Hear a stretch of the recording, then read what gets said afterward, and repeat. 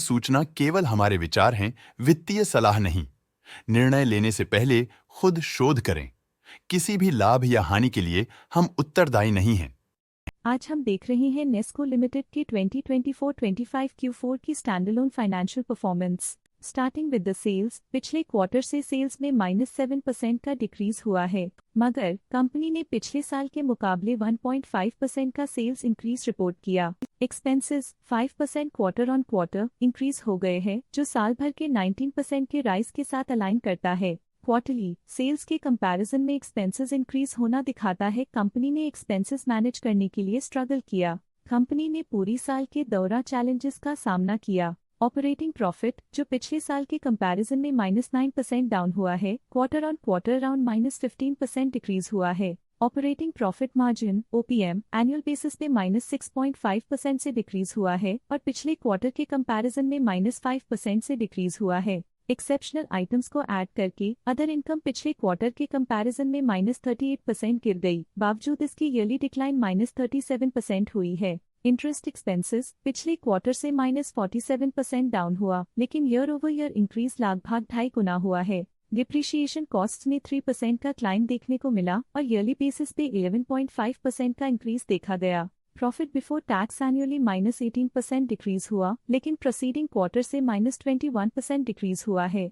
इस साल कंपनी ने 23% टैक्स पे किया और क्वार्टरली कंपनी ने 21% टैक्स पे किया है। नेट प्रॉफिट ने ईयर ऑन ईयर -16% का डिक्लाइन दिखाया, लेकिन लास्ट क्वार्टर से -19.5% का कंट्रैक्शन हुआ है। इस क्वार्टर के दौरान कंपनी का परफॉर्मेंस इतना अच्छा नहीं रहा।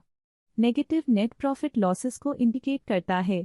वहीं अगर एनुअल एनालिसिस की बात करें तो साल के दौरान कंपनी का परफॉर्मेंस अच्छा नहीं रहा।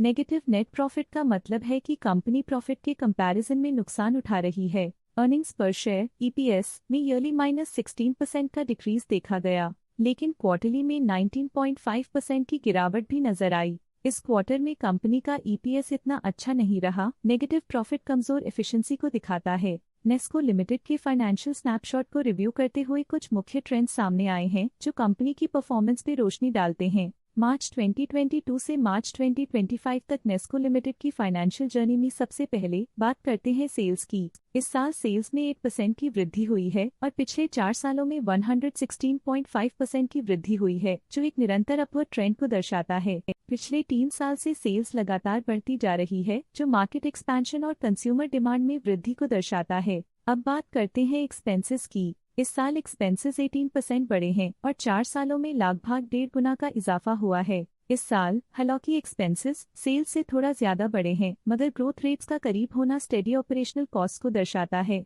ऑपरेटिंग प्रॉफिट का सफर स्टेडीली ऊपर चढ़ रहा है, इस साल 2% की बढ़ोतरी के साथ और पिछले 4 सालों में 98% का नोटिसेबल राइज हुआ है। पिछले 3 साल से ऑपरेटिंग प्रॉफिट लगातार बढ़ रहा है, जो कॉस्ट मैनेजमेंट और ऑपरेशनल कुशलता को दर्शाता है। नेट प्रॉफिट का सफर ऊपर की ओर चल पड़ा है, इस साल 3.5% की चढ़ाई के साथ पिछले 4 सालों में 98% की शानदार वृद्धि हुई है। पिछले 3 साल से नेट प्रॉफिट लगातार बढ़ रहा है, जो फाइनेंशियल हेल्थ को मजबूती देते हुए इन्वेस्टर्स का ध्यान आकर्षित करता है। इस साल EPS ने ऊंचाइयों को छुआ है 3.5% की वृद्धि के साथ, जो पिछले 4 सालों में 98% की मजबूत वृद्धि पर आधारित है। पिछले 3 साल से अर्निंग्स पर शेयर EPS में लगातार इजाफा हुआ है, जो प्रॉफिट ग्रोथ को मजबूती देते हुए शेयर होल्डर वैल्यू को बढ़ा रहा है। चलिए अब बात करते हैं शेयर होल्डिंग पैटर्न की। नेस्को की शेयर होल्डिंग रिपोर्ट्स कुछ इस प्रकार की हैं, जो अननोन 2025 के तक चलता है। ये रिपोर्ट कंपनी के शेयर्स की डिटेल्ड जानकारी देता है, जिसमें promoters, promoter groups, foreign investors, public investors और सरकारी एंटिटीज शामिल हैं।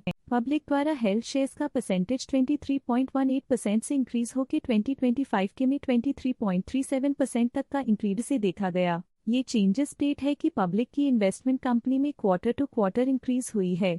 जब कंपनी के शेयर्स का अधिकतम हिस्सा प्रमोटर्स, FII, DII या गवर्नमेंट के पास होता है, तब ये माना जाता है कि कंपनी मजबूत हाथों में है, जो स्थिरता और मजबूत समर्थन को दर्शाता है और इस मार्केट की स्थिरता बनी रहती है। डोमेस्टिक इंस्टीट्यूशनल इन्वेस्टर के शेयर होल्डिंग में थोड़ा डिक्रीज आया 2024 के दिसंबर से 2025 के में, जो दिखाता है कि डोमेस्टिक इंस्टीट्यूशंस ने अपने स्टेक को -0.18 से डिक्रीज किया है। फॉरेन इंस्टीट्यूशनल इन्वेस्टर्स की शेयर होल्डिंग में थोड़ा डिक्रीज आया 2024 के दिसंबर से 2025 के में, जो दिखाता है कि फॉरेन इंस्टीट्यूशंस ने अपने स्टेक को क्वार्टर टू क्वार्टर -0.01 से डिक्रीज किया है, जिसे पता चलता है कि उन्होंने अपनी इन्वेस्टमेंट्स को पुल बैक किया है। ये था कंपनी का करंट शेयर होल्डिंग पैटर्न। आज के लिए फाइनेंशियल सेक्टर में इतना ही। देखने के लिए धन्यवाद।